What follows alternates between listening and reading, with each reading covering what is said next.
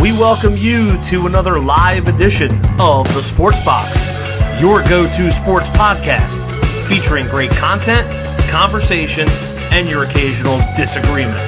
Stick around to interact and ask questions. Ladies and gentlemen, it's showtime. Well, kids, we're finally here. It is Super Bowl Sunday for Super Bowl 60. It is our final Sunday pregame on the Sports Box of the season. Brian Nattar, Tony Quigley, Anthony Medio, Drew Trammell will be joining us. We even started late for him, so I can sleep. It's like noon out there. If you're not in the New Jersey area or the Northeast, you have no idea how cold it is. It is cold. Okay? Like, I don't recall this ever being this cold in my life, and I'm never cold, and I'm cold. Gentlemen, how are you? Cold. Cold. Listen, brick. I mean, yeah. What are the kids saying? Brick. That's New York stuff, but I'm telling you, it's depressing kind of weather here. I'm used to, this February chill a little bit, but this is a little different animal because we still have snow on the ground. Normally, when it's this cold, there's not snow on the ground for a week. I mean, you see my background last week in Hoff. So, I mean, it very, I still think that we're there. So, but you know what? Nothing's heating us up and keeping us warmer than a Carolina victory last night, guys. There you go. Listen, as I like to say, fuck Duke. It is never a bad day when UNC takes down those bastards from Duke. Okay, so we're definitely happy with that. Look, we'll get you the Super Bowl. Drew will be on here shortly. A couple of things to talk about as we normally do prior to, again, like, follow, and share. We appreciate that. The two teams that could have got here but didn't, the Rams and the Broncos. Both interesting stories. I think we thought the Rams could get there. Denver kind of came a bit out of nowhere to get to where they got to. But when you look at them, who do you think is more likely to get back to the Final Four again next season and possibly make the step and get to Super Bowl 61? Out of these guys, out of the 4 teams left? Yes, out of these two. From the teams that lost, basically. I'd say the Rams. I mean, Stafford's still Stafford. I think that as long as he's healthy, they have a shot. I mean, you've seen it here. A couple pieces on defense, additions. The offense is really what it needs, where it needs to be. But defensively, I think they could add a couple pieces, complement Cam Kitchens and crew. I think I would put it there. I think Denver, nice story, good defensive surprise. But listen, Mahomes is going to be healthy. The Chargers are going to be better. Burrow, Allen, the list of the people in the AFC that was kind of in flux this year, I think that's a little different. So I'll take the field versus the Broncos next year, where I think the Rams are still going to be a contender coming into 2027 Super Bowl. Yeah, Tony, you hit it on the spot there. I mean, all good points. I agree. The Rams, they should be back. Stafford confirmed he's coming back for another year.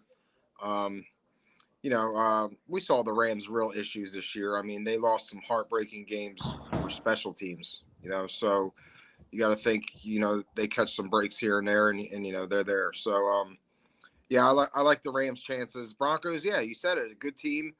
Bo Nix, we're going to see if he could develop and improve. But that division's going to stay good. That division still has Patrick Mahomes. It has the Chargers. So, I'm going to roll with the Rams here. Speaking of the Chargers, Drew Trammell, how are you, my friend? There he is. Hello, guys.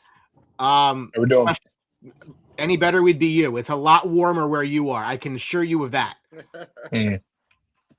When you look at the Rams and the Broncos, teams that could have got here but didn't, who is most likely to get back to this point again next year? Rams, I would say.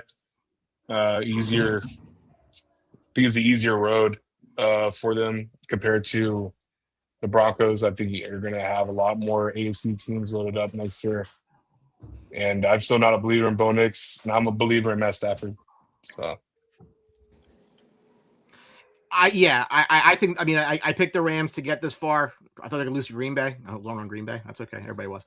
I think the Rams are probably the lead dog going into the season next year. Plus, they got a pretty high pick. So we'll see where that goes.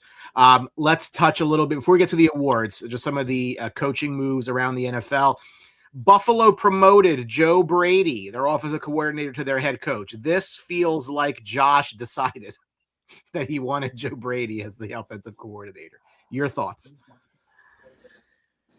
I think he deserved a shot. I mean, that offense especially has been successful. We talked about their issues at wide out. We talked about their rotation, underperforming in some of the tight end spots, and the actual conversion from them being, pass first, watch Josh Allen throw it to an actual running team. You got to give Joe Brady a lot of credit for that. So, let's give him a progression and see if he could step up to the promotion and see what it is. And it's really the only way after getting rid of, the coach said you're going to keep, Allen happy, and that has to be priority number one. So not much difference, just maybe a little bit of voice and, changing of voice is maybe what they needed over there. I mean, I'm okay with it. Joe Brady's been around. He's run successful offenses. I feel he could get it done. The matters the locker room, I mean, now who's he gonna get to straighten out? The defense for the Bills were an issue. So I'm interested to see who he hires as a defensive coordinator, because I think that's something they have to really take care of in the offseason. It's a safe hire. It's damage control. There's a reason why Josh was in the room doing these interviews, because of the so-called toxic mess that they created with who they fired, and then who the press conference, one for the ages, man. I don't think we're never going to see that ever again. That owner, oh my God, that owner and GM, now president of football operations. Like Quig said, it's a safe hire. Give him a shot, but I don't know. I don't see it lasting long. Yeah, I mean, I think that, and we said it coming into it, that a lot of the big names found other places before this job opened up, and who knows who would have maybe taken it if that's not the case. It is what it is. But yeah, it does feel like Josh kind of handpicked this guy, for better or for worse. That's the case. A lot of pressure. I mean, it's going to be a lot of pressure on him too. I mean, this is get it and go with this team. So yeah, it's be interesting to see. The Browns in the news. They brought in Todd Monken, the former Ravens offensive coordinator, as their new head coach, bypassing entirely Jim Schwartz, who decided that, screw all you guys, I'm going home, after he was not given the job as head coach. He's taking the year off, is what you hear. We'll see where that goes. However, I don't know what to make of this, right? So Cleveland, obviously, as we're going to get to the awards here in a minute, the defense has been their strength forever. They got an offensive guy. I get that. I just don't know what to make of it. Like that, it is not a hire that kind of gets me excited about the prospects for them. Hang around, we'll get there. Well, I mean, first of all, who the hell does Jim Schwartz think he is? One winning season in his audition. So I mean, why is he like, act like it's some succession of, big slap in the face that he didn't get the position? Like, get a grip of yourself, buddy. You had some awful seasons in Detroit, So I don't know why you think that he deserved anything. So I'm not a huge this hire doesn't stun me at all. You know what I'm saying? I mean, it's just like, okay, we'll see what he got. But the audacity of Jim Schwartz to think that he's owed anything, is a little ridiculous. Now, unless he was told in his contract interview, that kind of stuff, like, hey, once we're done with this guy, you're going to get the job, and then they got past him, which we could see happening. But I'm just saying, not knowing that information, Schwartz has no business to be mad off of his track record as head coach. Yeah, what brings me to believe, like from reading the stuff about how he feels, like it felt like he was promised something and then they didn't deliver. Yeah. But regardless, why would you even bitch and complain about the Cleveland Browns organization? It's a fucking inept organization as it is. It's the most dysfunctional, probably one of the most dysfunctional organizations. Why would you even want to be a part of it as a head coach? It's disgusting what they're doing. The owner sucks. They had to do questionnaires for coaches. It's the whole thing is just a effing joke. I think Todd Monken was an expected hire, like Quick said, and it's not. It's gonna resound to nothing. And good luck. Good luck with all that issues you guys, especially at the helm. We already got a certain dad that's going around this week on Super Bowl week talking shit about you guys. So it's like, all right, buddy, have fun. It's a definite challenge. I mean, for a first-time head coach, it's a definite challenge. I mean, we all know about the quarterback situation there. I mean, kind of don't know which way they're going to go. I guess it's going to be an open competition, I'm assuming. I think they have players there that could play ball. If they could get their quarterback situation situated, I think the talent's there. I mean, they have a running back. They hit on a tight end this year, wide receiver in Judy, decent guy. Obviously, we know the defense is there. So I don't know if they could find a quarterback, get some good quarterback play. I think they can contend in that division, at least make some noise. Well, I think Steve Smith will disagree with you about Jerry Jeudy, and his ability to play wide receiver. But Jerry Jeudy had that stretch when Flacco played. He was one of the best wide receivers. He was putting up the best numbers in the league when you had a competent quarterback throwing to him. So it's just you have a situation in Cleveland where you have everything seems to be in place except the quarterback, right? Yeah. And now you have Shador went out there and he showed not much, to be too excited about, but he wasn't as bad as a lot of players that played in this league this year anyway. So it's kind of like, okay, but now you bring another offense coordinator. There's not much similarities between Shador and Lamar Jackson in the way that they play, to be honest with you. So I don't know if Monken would be trying to bring an offensive, his offensive mindset, trying to get somebody that's more in the line of a Lamar, Malik Willis or something like that to kind of come in here and fire his organization up. Maybe he was getting, the other thing about the Schwartz deal is maybe he was talking about getting rid of DC and going in a different direction, which sounds crazy. But I think Schwartz, with his temper tantrum, I think he has to realize what he is. He's a very good defensive coordinator. Yeah. I don't think anyone can say that. Not a very good head coach. So, that offense put his defense in a lot of bad situations, and they still performed. So he should have handled this a lot different. Know what you're good at, right? Stay in your lane. Cardinals bring in Rams offensive coordinator Mike LaFleur as their new head coach. I don't know what their quarterback's going to be next year, but LaFleur's an interesting name from the Sean McVay tree. Drew, you're shaking your head. Oh, no, I was cracking my neck. Oh, Sorry. okay. Oh, I didn't know if you were just anti the Mike LaFleur hire. No. What do you think about the Mike LaFleur hire? I mean, he comes from a solid tree, which I think, we all need to recognize the Sean McVay tree. It has produced, giving us good head coaches and good performances so far from what we have witnessed in the last what Sean McVay's been there for 10 years almost, I think, over 10 years. So it's he's doing something right compared to like Bill Belichick's tree. So I mean, I understand the hire. It's just really hard to understand what the future is going to be for Arizona because you don't know what we're doing at quarterback. I mean, we talk about it all the time, Tone. I mean, it's always, hey, I got this and I got that, but do you have the main prize? Do you have the thing that's going to be able to catapult you into this division, which now you're in a division where you have the Seahawks who are now contending for a championship today. You have the Rams who, was a play or two away from being in the Super Bowl. And then you got San Francisco who somehow made it to the divisional round with 9 starters being gone. So, I mean, good luck. Because I don't really see you do much in this division in the next couple of years.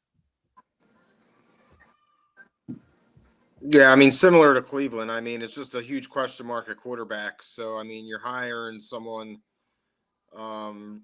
really based on, experience with quarterbacks and offense. So, I don't know. This is just a hire because who else are you going to find? You know what I mean? That's how I look at it. if well, that's a problem too. And if I'm Mike LaFleur, I don't even take this position unless I have a plan for Kyler Murray and what you're going to do with him. And I'd be on the phone with the New York Jets. I'd be on the phone with anybody I can to kind of Yeah. trying to get a quarterback out there. Because that's really how it 1,000%. is. You don't unless he's a big Murray guy. I mean, you can't argue what that offense did with Brissett at the helm as opposed to what Kyler Murray did at the helm. So that would have to be the first caveat, kind of like with the situation in Philly with the offensive line coach that we talked about the other day. And you see how that played out this week, right? So you're looking at a guy Mike LaFleur that better have a game plan if he's going to inherit that offense of really the entire team that underperformed in the Cardinals. Not only that, Tone. I mean, Harrison hasn't really done much. So that's got to hurt a little bit when you see Michael Wilson being able to do what he was able to do last year when Harrison was hurt, and then even when he was in the lineup, he still wasn't even able to be produced. Well, it's pretty simple. One guy plays hard, runs routes, and knows the playbook. The other guy wants to be in uniform and thinks everything deserves. I agree. I mean, if he gets his, I agree. if he straightens out, I mean, you got three really good offensive players on that team with You do. Clyde, Wilson, and Harrison. I mean, you got something to work with. I mean, just got to They get. also, Got to get. yeah. Got to get a They quarterback. also invest in the O line too. I mean, they have invested into it the last 2 years. So it's like you feel like it's like you feel like you have the cannon, but you just don't have the cannonball. And so it just you need that cannonball to be able to produce the final solutions that you need to fix your team. I think Harrison's issues are a lot with Murray. I mean, I just think the timing is off. Everything is off. Like it's just not there. We dove into that midseason, right? And Murray is not the quarterback that Harrison needs, but then once the competitiveness kind of died down, you've seen that it was Harrison wasn't going out there. Everybody else was performing on an alpha offense but him. So he kind of had to a kick in production, a little excitement without having Murray back there. But then he resided to who he was. And to Danny's point there too, Danny's a 49ers fan, always a great supporter. Check out Superior Offensive for your fencing needs in South Jersey area because he does a great job with that. But he's a 49ers fan. He's seen his team get beat up. Arizona's a young team in the secondary. They got to figure it out. So they have a big uphill road to accomplish on these teams. Yeah, if you think about it, right? I mean, who's going to bet against Arizona finishing dead last in that division next year? With as good as the three teams are ahead of them. Listen, coming into this year, who was the question mark? It was Seattle. And they're the ones playing now. So good luck with that one. But a lot of that's because you didn't know what you had. We'll get to the game, right? We don't know what you had from Darnold at all. But I get that. Yeah. Raiders, once this game is over today, apparently they're going to hire Clint Kubiak, the Seahawks offensive coordinator, their new head coach. Now, we talk about quarterback plans. I think he kind of knows who his next quarterback is, and that's Fernando Mendoza. It's an interesting team in that I don't think we've yet seen Brady's influence all that much as of yet. Like, they still kind of do Raider things. Like, they got to start doing Raider things before you can have faith that this is going to change in any tangible or material way. But Kubiak's an interesting name, offensive mind, been really good for Seattle. Is he the right fit for the Raiders, and where can they go from here? I mean, how can he not be? They don't have an identity, Mendoza, any offensive coordinator coming into this game, looking at Raiders being right there for Mendoza and what's this kid has been brought to you and how appealing he's been even after the national championship and in his mindset and everything he's done, he kind of does everything the right way. How, as a coach, can you not want to take this job and try to bring, a little bit of life to the Raider organizations? You're in Vegas. I mean, you got the Max Crosby stuff to deal with, which is going to be a headache for him to kind of take care of. But when you look at it, though, offensively, you have a superb young quarterback prospect. You have a superb tight end prospect. You have your running back in place. You get some. He has a chance to build out a very young core and try to tackle AFC West, where you see teams like the Chiefs taking a step back. I think I think it's a good hire. I mean, like Tony said, he's an offensive guy. You're going to get Mendoza. You got to get an offensive coordinator here to pair up, get him going, because they're going to throw him right to the fire. He's going to start right away, and you got to get a guy that that's ready to go. So I think it's a good hire. Yeah. Man, this hire, it's gonna scare the shit out of me, dude. I honestly, Brian and guys, I think it's the best coaching hire out of the whole, however you want to call it, out of this whole cycle. I think Clint Kubiak going to the Raiders is the perfect fit. Quig, I did some homework on your boy, and yeah, I'm with you 1,000%. I think him right now, Mendoza is a better prospect. This year and then last year as well. I think he's that good, and how he approaches himself, his manner, you can tell his work ethic. It reminds a little bit of Luck. Not that much of quirkiness, but he has that build, that Absolutely. body, that player comp, I would say, Brian.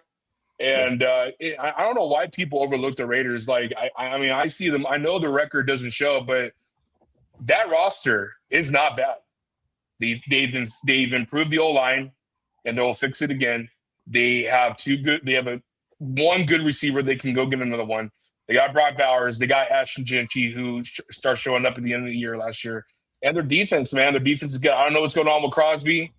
I would think that they would retain him and not even try to go ahead. Drew, I think they could benefit off getting rid of Crosby. I mean, they could get a nice depending on the offer. Yeah. Yeah, I think that's something they really should do. I don't see Max Crosby being on that team. I think they could benefit off getting draft picks and a possible another player. But do you think he's going to get the same trade value as Micah Parsons with the Cowboys did? Because he is entering 30. Like he's older. He's a lot older than Parsons. He doesn't have that X factor as Parsons does. And the other thing too is the Parsons trade wasn't very successful for the Packers. You know, he gets hurt, so it's like we're not watching the Packers today. If Michael Parsons took him in, he elevates those guys that went out like Hendrickson and Crosby and them shots. I agree. And they're like, oh wow, okay, but now, it's kind of like a wash. So I think that hurts, but they should capitalize on his value now. Yeah, Crosby holds value to a team that's going to be in it, like a contender. Like the Bears, other teams, Buffalo. That need that guy. He's still competing. I agree. He competed at a high level this year. He's still. But when you do trade values and you see that he's now in 2 out of 3 years he's had injuries, like really like the meniscus tear, and then a couple years ago he had I think it was a really bad hamstring. I forgot what it was, but don't quote me on it. But I know his body. Do you feel like his body is getting to that point where it's failing him, because he did have a late start in the NFL, being a former addict and all that stuff. I don't know if that's going to affect trade value or not. But the thing is, I think that his willingness him being in a better situation on a better team, that might impact his health and willingness to be out there. Absolutely. That's fair. He's had some nagging injuries. He had the meniscus. The knee injuries. That's tough, right? But throughout his career, it's kind of been like, you don't know if he's going to show up now. I don't know if that's his personality, or I don't know if that's the situation he's in. But I think that, like Ann says, if you want him, I mean, I'm sure you give up that 5th pick for him or whatever it is. Sure. Yeah. Mm-hmm. Why not? I agree. Because you're a playoff team, and a lot of it goes by time frame, right? We already talked about the Raiders, how young they are, but the time frame of where they're going to be ready to compete. Seriously, which you look at what Drake May and all these other guys are doing. You might kind of give a little bit of a head scratch. Maybe some of these teams are ready to win now with a younger quarterback, Bo Nix as well. But I take the gamble that the Raiders are not ready to win the next 2 to 3 years, so they should just do what they can for Crosby.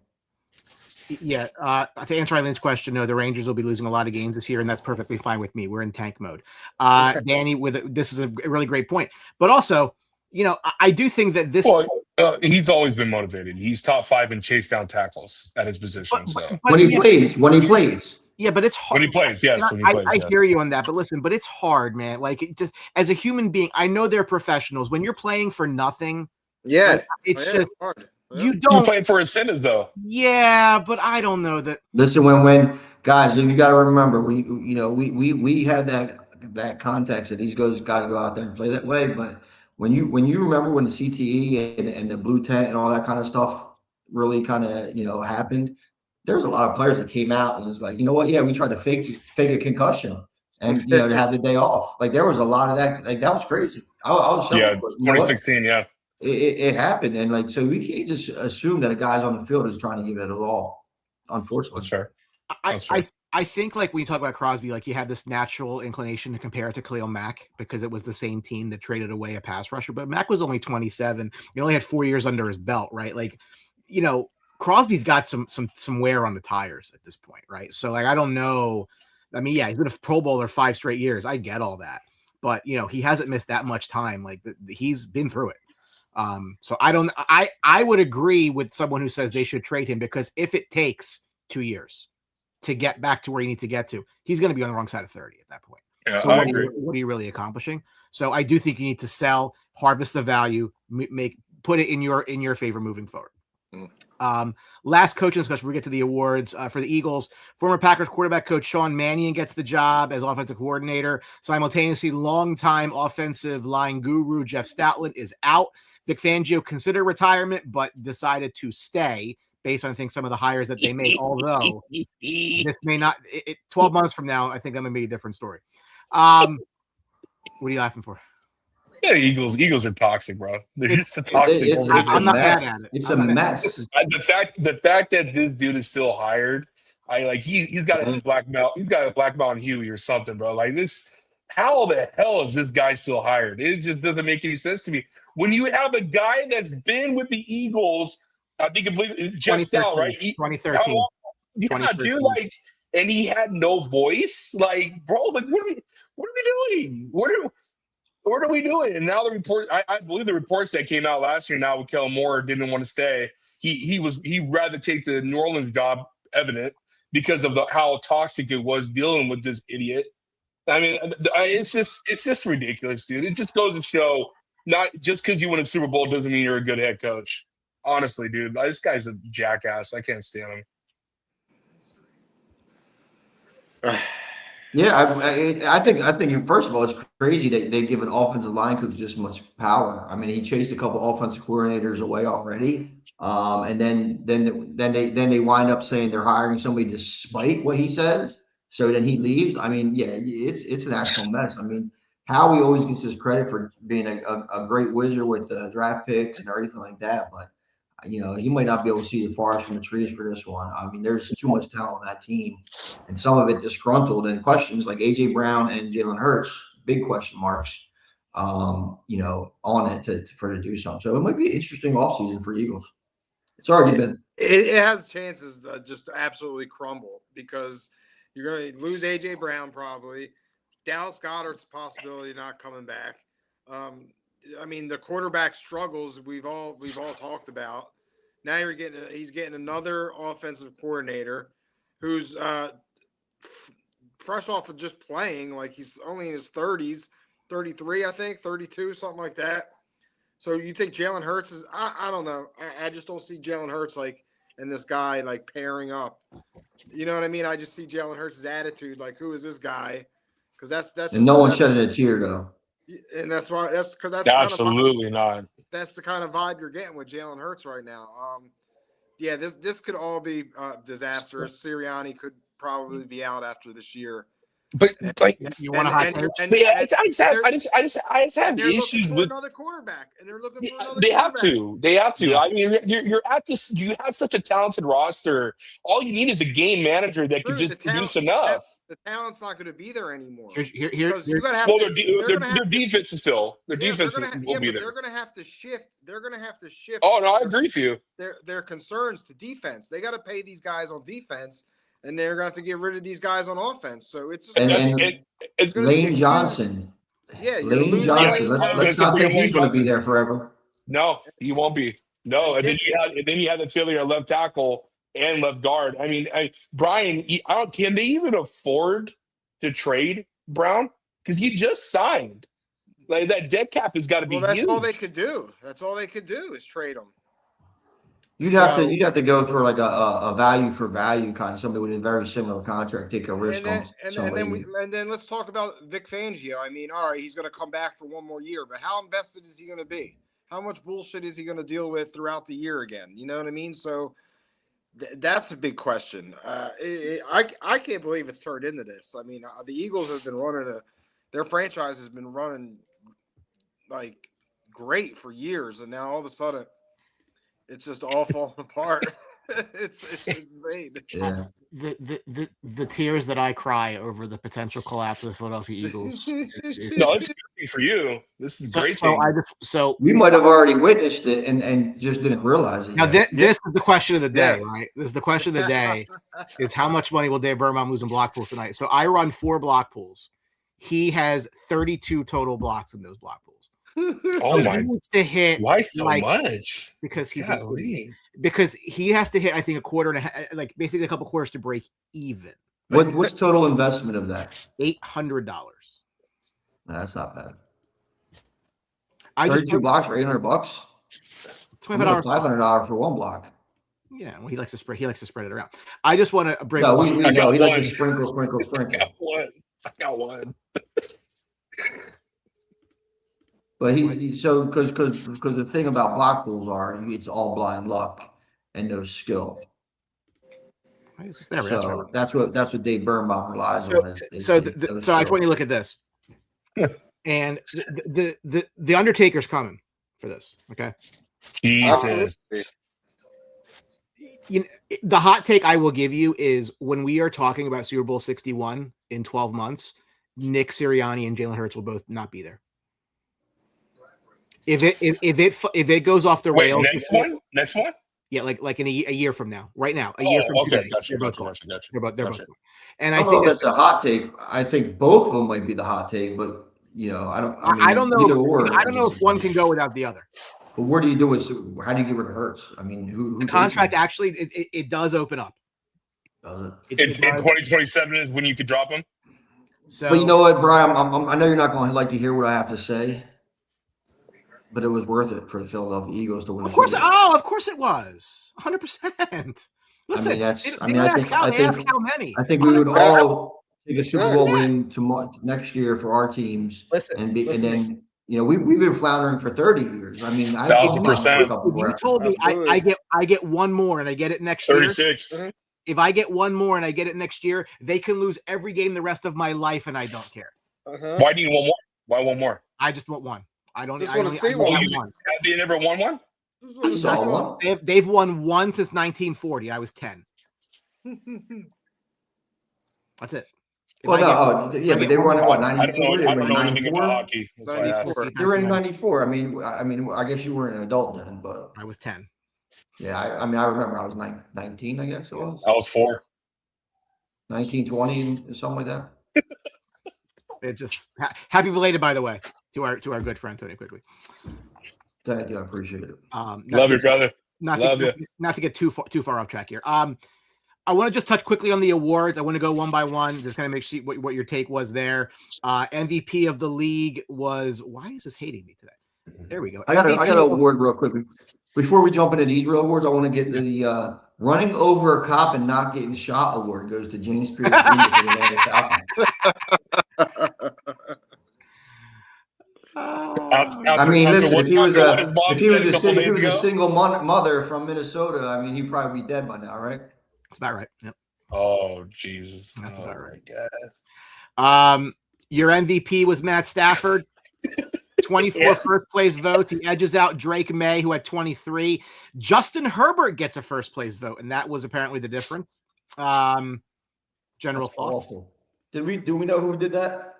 I forget. I saw who it was. Sam. I forget who it was. Sam Med something with the N. I'm not. Is he a Chargers reporter? No.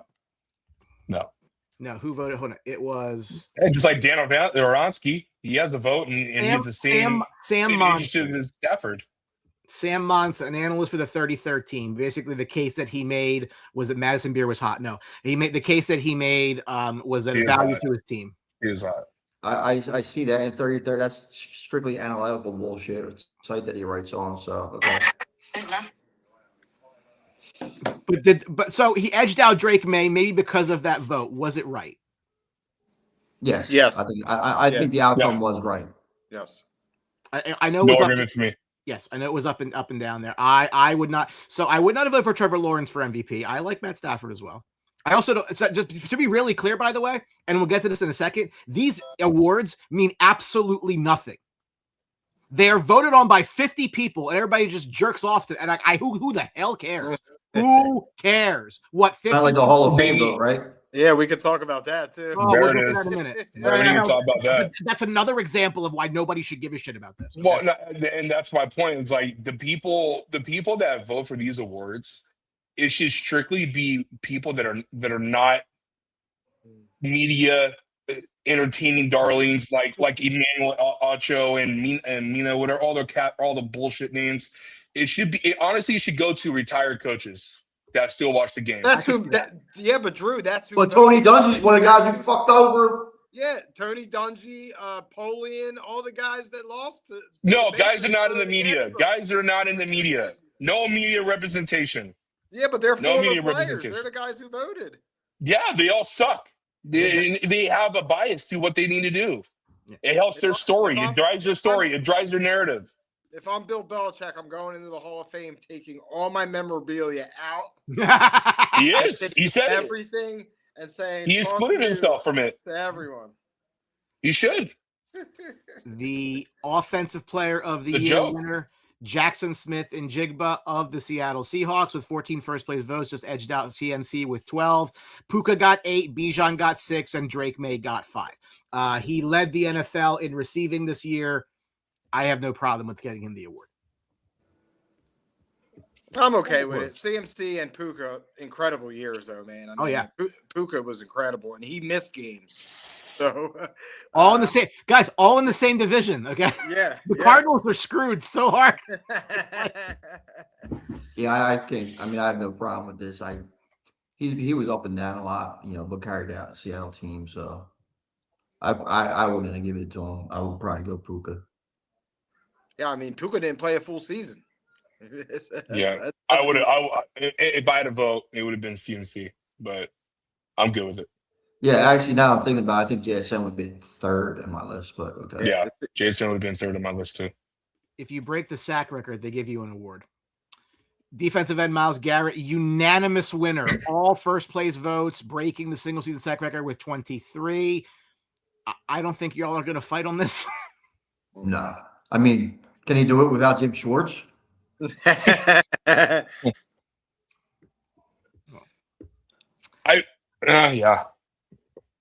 I mean, I can't even think of who would be second this year as the defensive player of the year. Your safety? Their safety? Yours. Oh. Led the league in picks. That's the only reason why I'm thinking of it. Yeah. Offensive rookie of the year goes to Tet McMillan of the Carolina Panthers, and I think everything kind of makes sense there. 41 of the 51st place votes. Tyler Shuck got a couple. Trey Henderson got one, which is kind of surprising because he didn't really play half the season.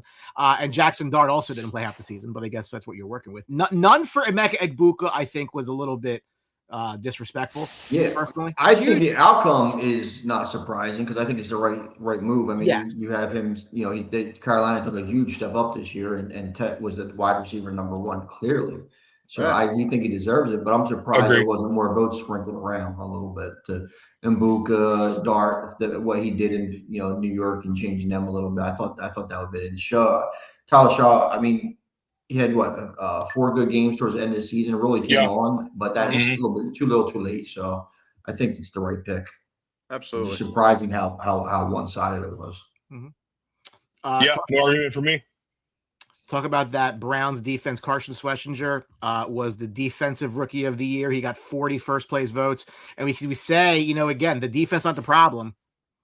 Is it Jim Schwartz? We'll find out. They got to work on their offense. I mean, it's not the offense. They have a Pro Bowl quarterback. 2 of them. Jesus. 2 of them. That's insane. That's insane. 2 of them. It's embarrassing. Robo quarterbacks. It's embarrassing. It's a Pro Bowl. So Insane. so Embarrassing. Comeback player of the year, Christian McCaffrey, and anybody want to fight that? Nah. No, I mean, he was insane. I mean, he won a lot of fantasy leagues and just bought me a new stove. So let's go. That's how hot he was. Yeah. Anthony, the protector of the year, which I'm 90% sure is a new award, was handed out to Joe Thuney from the Bears. Thoughts on that? I mean, just a great acquisition in the offseason. I mean, the Bears' offensive line was most improved in the league. I think it was a strong point in there. Joe Thuney's just a winner, and I think that's great. I'm happy to have him on the team. How old is he now? He's about 32, but I mean, they should have they should add another award that says non-protector of the team and give it to and name it the Travis Henry Award and give it to the guy with the most kids during the season. Tyreek Hill had 5 babies last year. I mean, see how it is. The non-protection of the award. Stephon Diggs. Yeah, there you go. Stephon Diggs. I like to say that I'm wrong all the time on recorded video. I really couldn't care less. However, I did suggest to you all that Mike Vrabel would be coach of the year when the season started. And here he is, 19 first place votes. Liam Cohen got 16 right there. Mike McDonald with 8, Kyle Shanahan with 6, and even Ben Johnson gets 1 as well. Ridiculous. Disgusting. You don't think it should be Vrabel? No, it should be Vrabel. I hate the fact that Ben Johnson only got 1 vote. Oh. Yeah, that's absurd. Okay. Well, but break this down, right? So Liam Cohen goes and takes a quarterback y'all think was terrible. I disagree with you. No. And they win their division and win a bunch of games. Mike McDonald takes the Seahawks to the Super Bowl. Kyle Shanahan wins a bunch of games with absolutely nobody on his roster except for CMC. And Ben Johnson takes Chicago to a place they haven't been in forever. So, like, a lot of guys had really good years. Yeah, I mean, you got to pick one. It's I get it. It's hard. But, like, I'm shocked with Cohen getting 16. It's ridiculous. I mean, Ben Johnson, not for nothing, took Caleb Williams and flipped him around this year. Well, I think one of the things, though, I think the difference is that Caleb Williams is a young quarterback that is in a development progression. Trevor Lawrence, what Cohen did is he transformed Trevor Lawrence, who struggled in the last couple of years, into actually a viable offense and quarterback. It wasn't like that Caleb Williams was good and then struggled for a couple of years and then had a rebirth, which was Trevor Lawrence did. I think people are just taking this as Caleb Williams in the natural development. Sure. But if we're just looking at quarterbacks, I understand that, but also the whole team structure, like what Ben Johnson was able to do in the offseason, building that offense up from scratch to what we saw in front of our very own eyes, and to be able to get that defense to play with so many starters out. I mean, that guy is just – I loved everything about he was able to do that transpired this season. I loved everything that he was able to do. I'm with you. I'm not disagreeing that Liam Cohen don't deserve votes. I just think 16 is just out of place, man. That's crazy. Listen, I just saw the video of Drake May walking in for the Super Bowl, and I had to do a double take if that was Tom Brady or not. Oh, shit. Oh, boy. I'm just saying, did you guys see? Did you see the walk? Did you see it? The strut. Uh-oh. The suit. He's got the suit. He's got the bag. Listen, he's on a business trip. Assistant coach of the year goes to Norv Turner. I mean, Josh McDaniels. Whatever. That's exactly who he is. Stupid award. That's an award? That's an award. I had no idea that was an award. Because he gets coffee for Mike Vrabel. Here, boss. Well, why isn't it not assistant coach defensive and assistant coach offensive? That's stupid. Yeah. And then last but not least, the Walter Payton Man of the Year award goes to Bobby Wagner for Washington, which is the only thing Washington's going to win for a very long time. Yeah, he got that because he went through the entire season not calling them the Redskins. It's funny. We'll touch on the Hall of Fame class of 2026. Drew Brees and Larry Fitzgerald, first ballot Hall of Famers, Luke Kuechly, Adam Vinatieri, and Roger Craig. This all makes me feel very old, guys. I remember when these guys were drafted, which is troubling. But I think, again, what this class will be remembered most for is not who got in, but who didn't. Bill Belichick. You know why? I mean, I'm old enough to remember when Larry Fitzgerald drug his wife by the hair before the Super Bowl. I thought it was Ray Anyway. Rice. That Oh, was he Larry did. Fitzgerald. He did that too. So I listen. I'm a little confused about this class, right? Because first of I all, had no idea. Wow. you know why? Because it happened during Pro Bowl week when they announced it. They swept it on the rug so fast you wouldn't even know. Dude. About 20 years ago. But anyway, this class scratches my head because first of all, Bill Belichick not being in it, I don't like Bill Belichick. I was a Brady over Belichick guy from day one, but this is just nonsensical. But then like no one questions a guy like Adam Vinatieri just walking right in here and it's For a kicker, that's ridiculous. like first of all, yeah, idiot kicker, and Luke Kuechly was absolutely a amazing player, but he didn't do it long Very enough. short career. Yeah, He didn't do it long enough for me. Hall of very good. He's a lock. Hall of Fame. I don't know. I think he just need a little bit more. Can I just interrupt for just 1 second? Just the irony of the situation. So Larry Fitzgerald, the person that he attacked was his baby mama. He was, in order to stay away from her and his 11-month-old son, and she allegedly knocked her around her room and pulled her hair out. Her name was Angela Nazario. Oh, Jesus. Well, you know what? Then I apologize. I just think it's just kind of ironic if you know the history of the sports box. But anyway, That's crazy. I like I said, Bill not getting in is just dumb. I don't know how else you can say that. It just illustrates how dumb the process is. And that's all I have to say. Not only the process, it devalues the Hall as absolutely. And I'm not a Belichick Normally, fan. I yes. don't like him personally. I don't like him anyway. I'm not being a drum that he should be in, but he's a first ballot Hall of Famer, no doubt. Been saying this for years, dude. It's a freaking joke. The Hall of Fame's a joke. Allowing people in that don't deserve to be in because you feel a certain way about your feelings. It took T.O. 3 years to get in. That right there was a joke in itself. I don't give a shit what you do off the field and your antics and all that. What did you do on the field as a player and propel your team to greatness? The thing about T.O. is he never did anything bad off the field. No. Like, He was an angel. Yeah, no, he was an angel. His only controversy was him trying to kill himself. That was about it. He never did anything. They slipped that on the run. And my problem with this is the fact that not only is Bill Belichick doesn't get in, but also I think that it's bullcrap that Rob Kraft isn't in either. I think he's a great owner. People respect him. He has changed the game. I remember he had a huge voice in the most recent lockout that we had, and he was the reason that drove it to get it to where it needed to be for players' composition. I think he has had a hand. Like you. I always look at it, if you can keep names out and still write the game of football without it being an importance, then that's fine. But I need to have Robert Kraft and Bill Belichick in my book of football, because not even prior to Spygate and prior to Deflategate, he still was a Super Bowl winning defensive coordinator.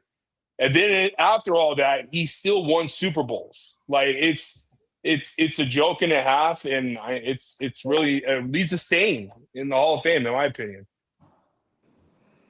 Well, I think both of these guys, Kraft and Belichick, as you know, these guys both have been using PEDs. So maybe they're taking a book, out of the Major League Baseball Hall of Fame, not letting these PED users in, because there's no way Belichick's keeping up with that 30-year-old that he runs around with, and Kraft. So they're definitely using some performing enhancing drugs to get to keep everybody entertained with his ladies. Oh, she broke up with him, Tom. She broke up with him. She only dates Hall of Famers. Yeah, that's right. All right. Just again, the big name subs didn't get in. Obviously, Bill, Frank Gordon not get in, Robert Kraft, Torrey Holt, Eli, Terrell Suggs, Reggie Wayne, Jason Witten, and Darren Woodson. We'll see if they get in next year. However, Reggie Wayne and Frank Gore will get in. Today, gentlemen, is I don't think so.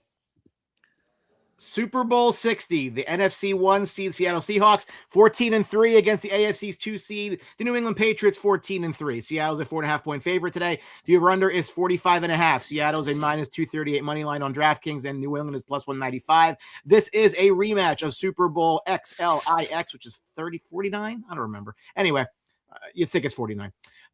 You will remember that at the goal line, Pete Carroll called a bizarre slant pass instead of letting beast mode run in the end zone. It was intercepted, and that was that.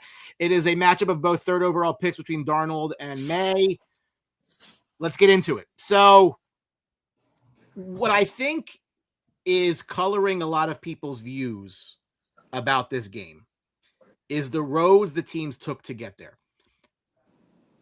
Yeah, the Seahawks went through tougher teams to get there. However, let's be fair. New England played the number 1, number 2, and number 5 ranked defenses in the NFL on their postseason road. And Seattle is number 6. I don't recall a team having to go through that sort of gauntlet of defenses in the playoffs. And they all want to talk about how the Pats aren't scoring points. Well, maybe that's why. I was thinking about that because, I like Drake May. I'm rooting for the Patriots to win this game today. And, that was a huge factor in regards to the defensive path to get there, right? So they beat Houston, they beat Denver, and then they beat the Chargers, right? Outside of that first team, which, injuries and stuff like that kind of hampered offense, Houston and Denver, 0 offense. So it's one thing to go against a great defense multiple times, which they've done.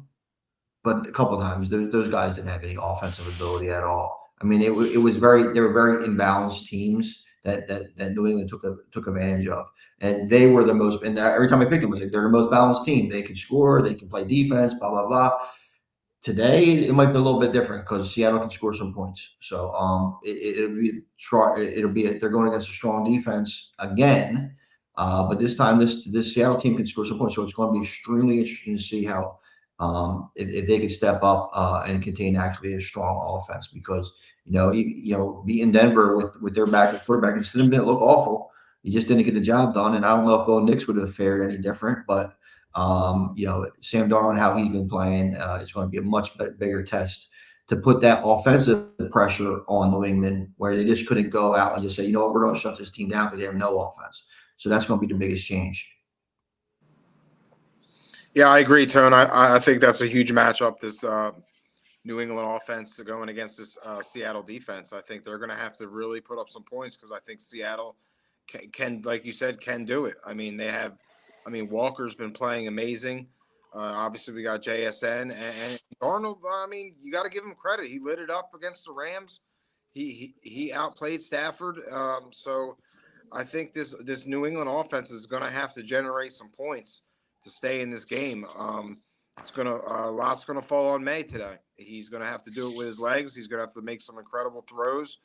He's for them to stay in this game, because Seattle's coming. They're gonna be buzzing on defense. We've seen it all year, and New England, they've struggled. Even though we've talked about the defense that they played, he hasn't played well, and he's been sacked. Offensive line has been under pressure, so it's going to be interesting. His offense has to step it up today for New England. Yeah. I look at this game and I really try hard to keep my personal feelings aside from it, because my stepdad and his entire family is from Seattle. So I'm rooting for them. Just off what happened last Super Bowl, now throwing it at the one. I mean, it's so funny how these two teams are back together after that incident that took place in that game. From just a standpoint of looking at it, this is the hardest defense the Patriots are going to go against, only because weather is not going to be a problem in this one. It's nice and sunny, no rain, no snow. They have snow against the Texans. They have snow against the Broncos, and even then, Drake May still struggled in those games. Now you have no excuse when it comes to this. Can you step up to the plate and be the dog that you need to be against a very, very talented defense that are a bunch of ball hawks that swarm to the ball, that are constantly on the go? And I don't think he's going to deliver in this game. I think he's going to be under amounts of pressure. Remember, Morgan Moses, he's 33 years old at right tackle. He's been living off of just this bad weather that's been benefiting the offensive line for New England on the right side. That's not going to happen today. I think Seattle's going to overload that side. They're going to make it really, really hard for Drake May to get into a rhythm to throw the ball. Jason and Gonzo is going to be an interesting matchup. Also on the flip side, you have Seattle, the offensive line, who's improved a lot. They're going against two studs at the defensive tackle positions of Milton Williams and Barrymore. Can Ken Walker get going? Can that running offense get going? That's the bread and butter for me is can Kubiak give the Seattle Seahawks offense enough and Sam Darnold enough to get going and get this flowing. Overall, I have this game Seahawks 27, the Patriots 13, and I have Ken Walker being the MVP.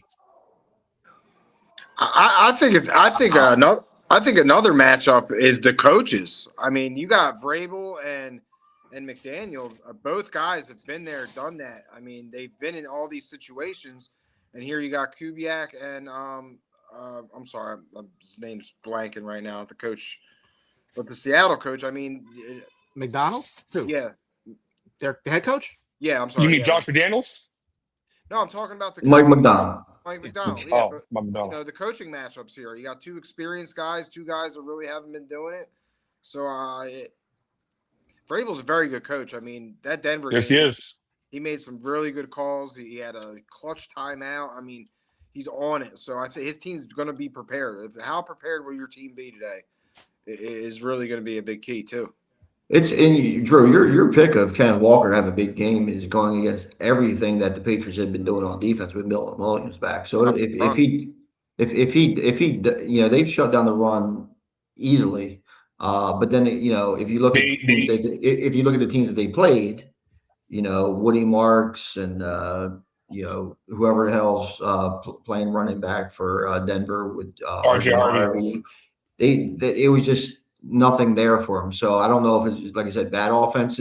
Cleary said, but it's going to be interesting to see with Kenneth Walker with free reign on it, because I like Kenneth Walker a lot more than I like Charbonnet, and I feel it was ridiculous for them splitting so many carries. So we'll see what's going on. I'm also inputting not just rushing. It's also the fact that he can catch. Yeah, and he's been catching a lot in this postseason. So I think they're going to see a lot of screens from Kubiak with that defense. I understand that when you're talking about the two hogs at the defensive tackle position for New England, but I don't think there's a better team that they have faced in the postseason, and I mean this when it comes to a run schematically with running lanes and be able to open up lanes for the running back. I think Seattle's the best that they're going to face in this entire postseason run, which is going to be today. I agree. I think, like I said, I think this is going to be the test to see if those numbers are fraudulent or not. Lack of talent on the offensive end. I agree, brother.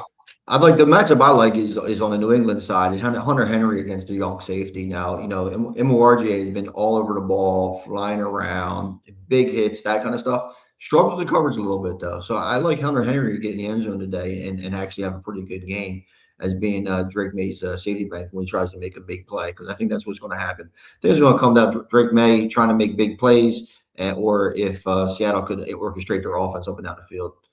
Let me ask this question. Do you think the whole thing with Kubiak leaving after the game to go to the Raiders has any impact on this one? The way that a couple years ago, both Eagles coordinators were out the door the next day, and they say, oh, they didn't prep enough because, they were out the door. That's if first of all, I don't really believe that, and coming out of Philadelphia, I think that's ridiculous. Any coach gets to this point in their career to kind of seal a Super Bowl win, they're prepping night and day. That's just who they are. That's why they're where they're at in their profession. So that's all nonsense. They weren't preparing because they were already on to their next move. Ridiculous. I think if anything, you're preparing more because you want to make sure it's a proven choice. That scenario possibly would happen in a soured relationship, but not when you're about to go try to win a Super Bowl. I don't believe it. So I think Kubiak and everybody will be fired up, ready to play, full game plan, and looking to take advantage of New England in this opportunity. I just feel like everyone and their mother is saying Seattle blowout. Usually, when everybody and their mother is saying something's going to happen, it doesn't. Shit, I remember when the Patriots played the Rams Yeah. that year, and they were huge underdogs, the biggest show on turf. Patriots came out, they slowed the game down, made it real ugly, mucked it up. Remember Antoine Smith? So, yeah, I could easily see it. I'm not saying the Pats win the game, but I do think they keep it close, right? Again, I look at New England and I say, listen, yes, you struggled offensively, but you found ways to win. Your defense has been great. And say whatever you want to. Yeah, time heals all wounds. This is still the team that Sam Darnold saw ghosts against. Mm-hmm. So there's that subplot. While I do think that Seattle probably wins the game. I just think for them to say, oh, they're going to blow out the Pats. I don't know that the Pats been blown out all year. They got blown out by Buffalo, I think, right? Yeah. And somebody else, I think they got, but I'm looking. I'm just curious now. I'm looking now. Now they've won their playoff game 16-3, 28-16, and 10-7. Haven't allowed a lot of points. I'm looking for losses. They lost by 4 points to Buffalo. How much did they lose to against the Raiders? Week 1. They lost by a touchdown. I thought they got blown out at home by something. Their losses this year were 20-13 to the Raiders, 21-14 to the Steelers, and then that Buffalo game. And that Buffalo game was 35-31. Oh, they came. The Patriots came back, right? Patriots came back in the game. I think the Bills actually came back and won, if I recall correctly. I don't know. I'm pretty sure that the Bills came back to win. So box score on that game. What's scoring summary? Yeah, the Pats were up 24-7 at the half. That's right. That's what it was. The Bills are the ones that came back. Yeah. So yeah, I mean, but listen, I like the Pats to the point. Long story short. Right. No, but I don't think New England gets blown out at all. I mean, listen, you can't have a 4.5 point line and think somebody's going to get blown out. I mean, we've seen bigger lines in Super Bowls.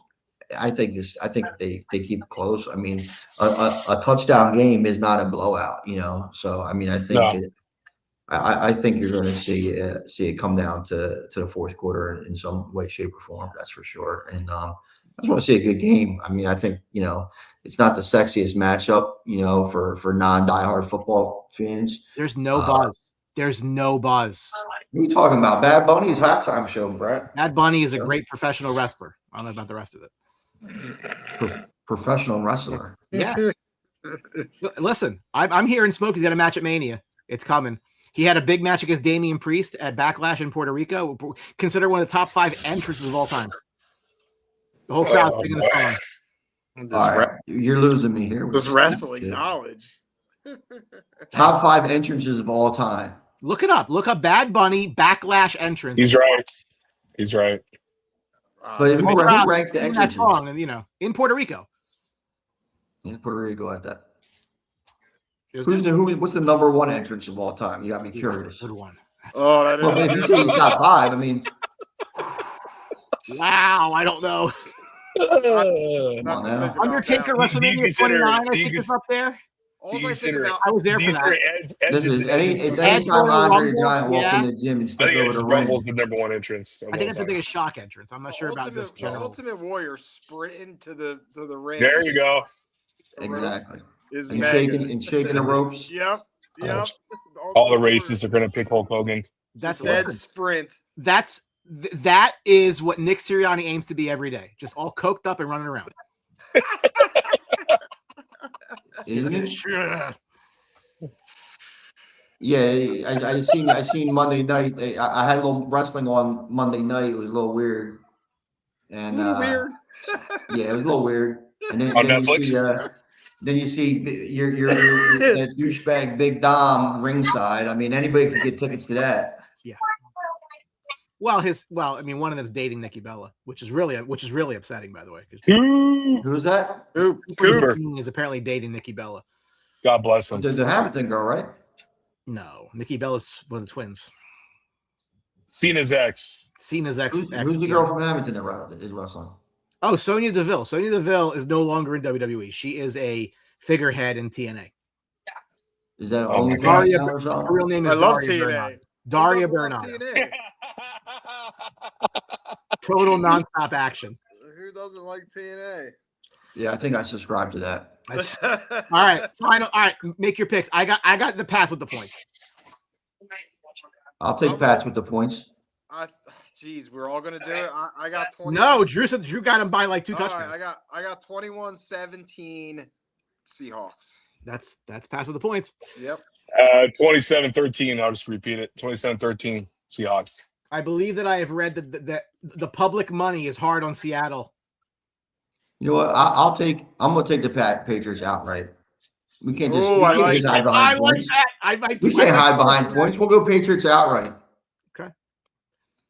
Prop bets. Dude. I got so many prop bets going. It's I ridiculous. know. I got so If much you going hold on, on. if you are Pink or red Gatorade plus 800.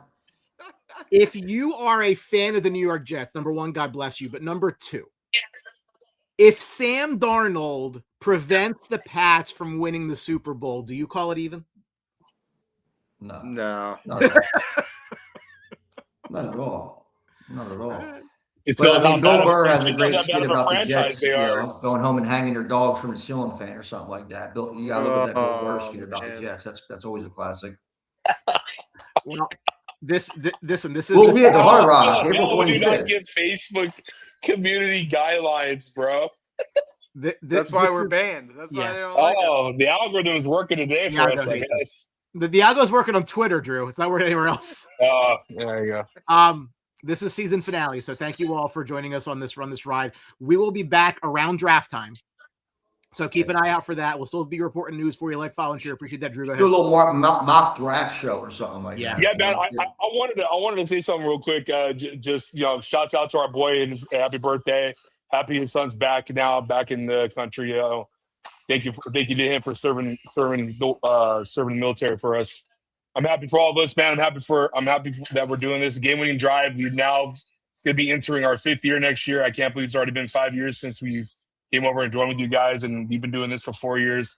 I appreciate each and every one of you, man. It's been a very troubling year, so I just thank you guys for keeping my head afloat on Sunday mornings. I appreciate it. What a year, boys. What a year. Always fun. Now let's make some money, guys. What a year. Let's finish strong. I hope all of your bets. Seattle is stealing. Patriots got no place be in the game. Okay. I hope that all of your bets hit, as long as all of your bets are Pats plus 4.5. Other than that, I'm not really concerned. Also, if you're betting I heads, have a quarterback to catch a pass. I got a non-quarterback to throw a pass. that happens all every kinds of week in fun. Philly. Are you throwing the ball at the one? Is there a prop for that? There is a prop. We'll see how to make a pass at the one. It's all kinds of crazy stuff out there. Bizarre slant pass. Can't wait to Jake bet on- Bobo. How who's many singing the guys national are anthem? going to be crying during the national anthem? I Who's singing the national anthem? Good question. I don't know. think it's a country singer. I still wouldn't know who it is. Charlie Puth. Oh, Charlie Puth. That's a pop singer. It is a prop. yes. Yes. He's got to So sing "See You over-under, Again" from Fast We're and gonna take Furious. the under on the national anthem. I don't think you can hold a note long enough. Take Hey, the under. listen, That's a solid listen. under. Here's a fun fact. This is the first time a New Jersey native has sung the national anthem of the Super Bowl since Whitney Houston in 1991. Right. Well, if it's as good as that one, then I hate it. That's the worst national anthem ever because you know why? It was so long. It was probably the best one ever. But I just hated standing before a basketball game, listening to the whole fucking national anthem for 18 minutes. It seemed like it wouldn't, we're ready to play, and then it's like, all right, let's play this national anthem that we've just heard for the last 3 years. What was it? The All-Star game with Fergie? That was a good Super Bowl, too. That's awful. All right, kids. Listen, enjoy today. Enjoy the game. Hope your blocks hit. Hope your bets hit. Thank you for joining us on this ride this year. We'll be back around April-ish for draft talk. Like, follow, and share the Sports Box. We love you guys. Bear down. Bear down. Go Rangers. Let's. He didn't do a video. I'm going right now.